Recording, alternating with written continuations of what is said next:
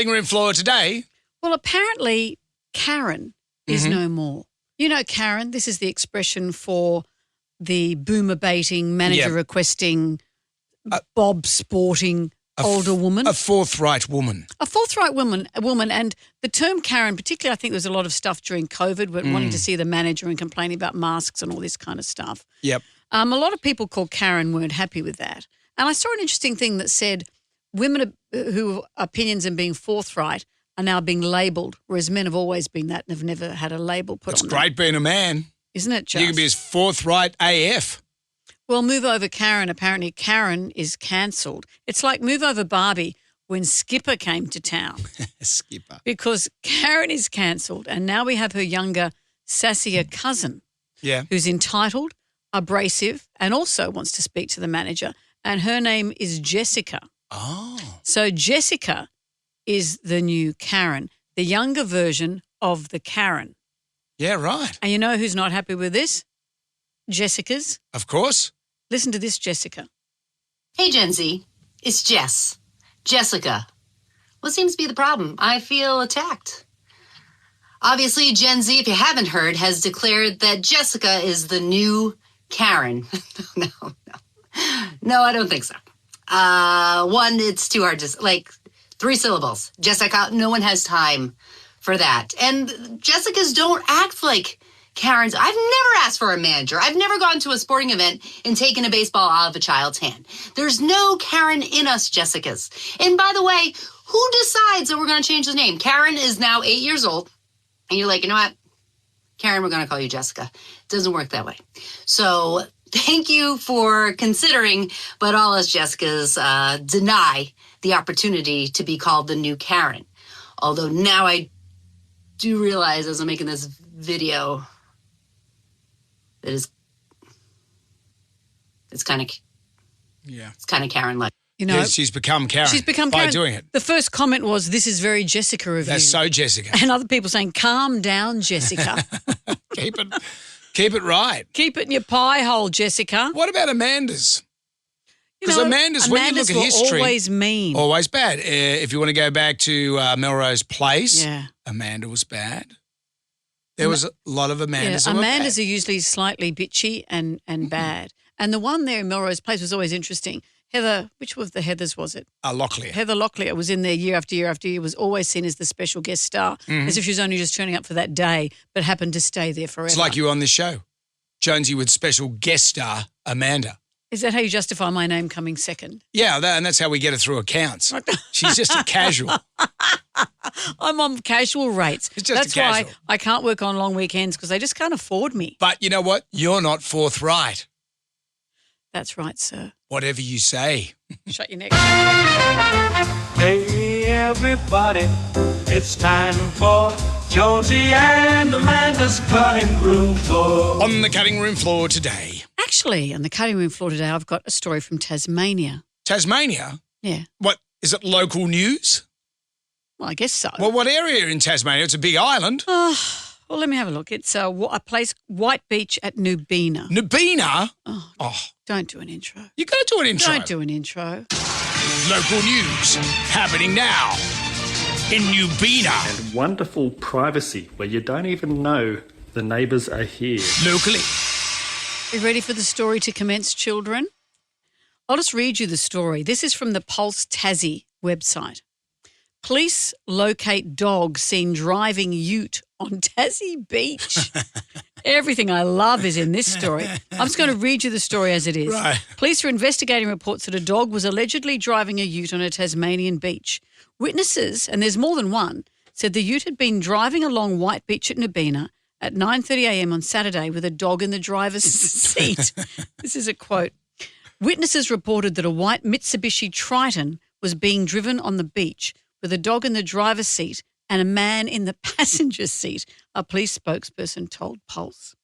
Officers later located the vehicle, the man and the dog at a nearby property, with police confirming multiple reports being made about the incident. Meaning it wasn't just one person off their chops going, I saw a dog driving a car. Police are calling for witnesses or footage, including dash cam footage, as investigations continue. Maybe he's a new Uber driver. That could be a thing. Maybe, Brendan, he was driving a Land Rover. Ah, yes. I've got puns. Do you want to hear them? Go on. I hope he didn't drive over the border, Collie. He had his paws up on the dash hound. He was driving a Porsche Boxer.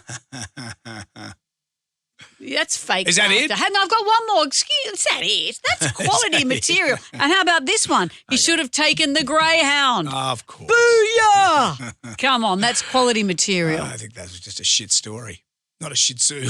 That's not even a pun. That's a shit story, not a shit zoo. That's the worst told pun or joke of all time. I think I like my intro better. Of course you did. Local news happening now in Nubina. And wonderful privacy where you don't even know the neighbours are here. Locally. It's not clever, Brendan. Yeah. It's Jonesy and Amanda's cutting room floor. Yeah. It's Jonesy and Amanda's cutting room floor. Yeah. It's Jonesy and Amanda's cutting room floor. On the cutting room floor today, you like going out on the town, don't you? You like going to clubs. You go to clubs and people go, okay, and the velvet rope comes up and in you go. I can't remember the last time I was in a club. Do you go to clubs? Not really. Do you go to clubs where you order the Cristal and sit in the corner and pay women to dance for you? If I'm in a club and I'm not getting paid money for being there, there's no point. I used to years ago, and I say that without any sort of hint of arrogance, years ago I used to work as a DJ in nightclubs. So you'd go along there and you'd get paid to play the records and all what that sort kind of stuff. music were you playing in those days? Back then the big song what were the was... floor fillers? You know what the big floor filler was? You're the Voice, John Farnham. No, you can't dance to that. No, it was the thing. And at the time, I was working at a club down the Snow. The song had come out, and because we didn't have the connectivity that we have now, people started coming up to the DJ booth. Have you got John Farnham's latest one? I went, what? Johnny Farnham? What, Sadie? And they said, no, he's got a song. It's this huge one. It's called You're the Voice. And I said, I've never heard of it. And then I had to actually go into Cooma to the record store and have you got John Farnham's You're the Voice? I went, yeah, it's a big record. And I put it on because we didn't even have radio down there. It was just the ABC. So and you rubbed just have, two sticks together to that send out was back in the semaphore day. messages. And I Mum, remember- send money. I'll say this, as soon as I heard it, I went, oh, my God, Yeah. this is brilliant. Well, that was, I guess, the horses of the day because you can't really dance to horses either, but that fills a dance floor. It's anthemic. There is a club, though, over in London. Doesn't have anything to do with being a fan of Farnham or not. You have to What be. about Braithwaite? I think we're moving further away I from bet the if you're sun. fans of Anthemic. Anthemic's a great drag name. A London club where men must be 6 feet tall to enter. They're going to be over 6 feet tall. For what purpose? Not too sure. Just want to go along there. It's called the Land of the Giants Party. I don't know. Like I'm 6 foot right on the knocker. Are you? What, you didn't think I was? No, I didn't think you were. What did you think I was? I don't know, but you wear those big high heel boots every day. I thought you had some issues. You know, but at 6 foot, do you have to duck to get under doorways? Some doorways you do. And in England, you would. If you ever go to If you England, go to medieval England, you do. it shows you how small people used to be. Well, I don't know if that's true. I think that might be a bit of an urban myth. I think it was more about keeping heat in rooms. Having said that, I think we are taller and broader chested than our previous generations. Yeah. Have you seen that thing that's going around? It's a meme at the moment on the socials, and it came out in the 1900s, 1920, and it said the last child will be born in 2012, and this is what they'll look like. Like some kind of big-headed alien. Big-headed alien with the big barrel chest, as you said. Yeah. Killer in the birth canal. Some of the Murder on the dance floor and a killer in the birth killer canal. in the birth canal. But you better not kill the groove. No, those women were sitting on earrings for years. That'll be playing in my club. And anyone can enter. Thank you. Yeah, yeah, yeah. It's Jonesy and Amanda's got room for. Yeah, yeah, yeah. On the cutting room floor today. Do you love your bikes? I love my bikes. As in really love your bikes? Yeah, I like to polish them. I like to shine them. Do you have romantic/sexual attraction to your No. bikes? Well, I was just wondering if you had objectophilia. Oh, no. This is people who fall in love with the Eiffel Tower, people who fall in Yep. love with local merry-go-rounds. And it's not just liking to go on them, it's actually having feelings and sexual attraction to these things. Well, I guess you'd know wherever, you'd always know where the Eiffel Tower was. But let me tell you this, it's not as straightforward as you'd think. You'd think it'd be like loving someone who's in jail. Mm-hmm. You know where they are, and it's an easy bet that they're in their beds maybe every night. Yeah, right. But not so. What about this woman? I'm still thinking about the merry-go-round person. How do you... Well, how do you let the carnies touch him, her? Well, how do you even, what part of the... I think you just hold it and kiss it and things like that. But what do you hold? And frot against it. Well, the pylons and things. Right, okay.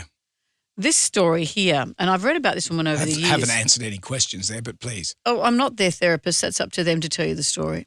This woman, Mary Vione Moraes, is from Brazil, a 37-year-old woman. And you may have seen these pictures over the years. She's married to a life-size rag doll named Marcello. Oh, yes, we've done this. We've talked about We've talked about her before. Her story I find quite fascinating. Her journey began when her mother made a life-size rag doll named Marcello when she said she was struggling with loneliness and had trouble finding a partner. I don't know if the mother expected what happened next to happen because she fell in love with Marcello at first sight, leading to a wedding ceremony attended by 250 people. Well, all not ragdoll people? Real people. And since then, they've welcomed 3 ragdoll children, a son named Marcelino and twin daughters Marcello and Amelia. Right. But you'd think, as we said, having feelings for an inanimate object means there's an element of control somehow, but it can still be a rocky road to love, Brendan. They've had some parenting challenges, as she says. She said that Marcello's pretty good. She said despite him being a doll, she portrays him as an active participant in their family life. She updates their followers on their daily activities, etc. However, the family faced some difficulties, had financial pressures and allegations of infidelity. Oh. He was playing up. Really? This is the quote at the time, not once, but twice. What, with some fuzzy felt? Well, I was reading the information to see who he's having it off with. Yeah. A bunch of towels. I don't know. Yeah. But she said, I'm angry and sad by his cheating. And don't tell me he's just a doll, she said, because if there's one thing he knows, it's how to manipulate. He may be made of cloth, but he's not stupid. He didn't have it off with a poof, did he? So anyway, that has been very challenging for them. And then remember their son was kidnapped? Do you remember that? Their son, the family faced a distressing incident when her son was reportedly kidnapped, and that led to her putting out a public plea for help. He was found safe. Relax, everyone. But the incident highlighted the unusual and challenging nature of their family dynamics. Well, recently, more exciting news. So they've got 3 children. Yeah. She's pregnant with a 4th. I think she's given birth to him now. But she was on social media with a gender reveal. What they did, here's the 2 of them standing next to the toilet. Yeah. And they had a toilet flush gender reveal that she shared with her 800+ TikTok followers. Oh, I remember So Princess Kate did the same thing. They're expecting a boy because Humpy Flushmatic only comes in blue. So, yes, there's no such thing as a pink flush. Hey, we're expecting a duck. So she had a baby named Robsu. Yep. So now there are 4 children.